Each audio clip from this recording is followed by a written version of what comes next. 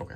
This is a quick video on how to zero and set up the art line when you get to a hospital. The first thing you're going to do is pull this dongle out of our bag. Our bag should look like this. We're going to want to plug it into one of the USB ports that we have on the side here. As you can see, this one is plugged in. Now we're kind of doing this artificially, so this takes a second to figure out, but this should pop up pretty quick and say preparing channel when you come into like an ICU to switch it out. You're going to take this and just insert it like this, okay? Now, if for whatever reason this is not compatible, they have a different one, you have a second dongle, okay, right here that you can just switch out. Now you say, so preparing channel, 0 required. Now what you're going to do is click on this. We're going to zero the transducer, but first we need to open it to air, okay?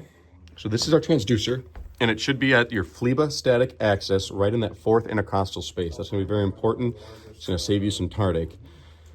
We want to open this like this to air and not let the bloodline come out, okay? So now we are open to air, and we're going to press 0 transducer. Okay, zeroing should come through pretty quick. Green, 0 complete. If you do it wrong and you don't have it open, it's going to say something like 0 failed. If you do this the other way, it's not, you're going to notice the blood come out before you see 0 failed. So just pay attention to what this is. The one that Lifestar has this little open port for some reason. I'm not sure why. But usually it's kind of a closed cap, and you're just going to put the cap back on after you close it.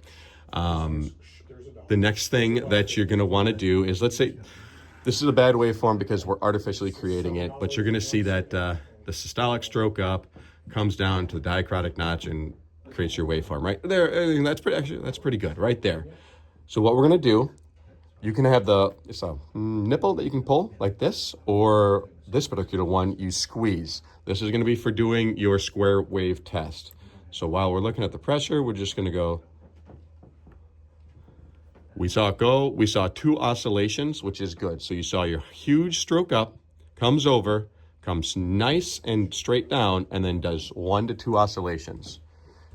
If you have a sloppy one that goes like this, or you have more oscillations, you are over dampened or under dampened, you can look at a different video on how to diagnose that.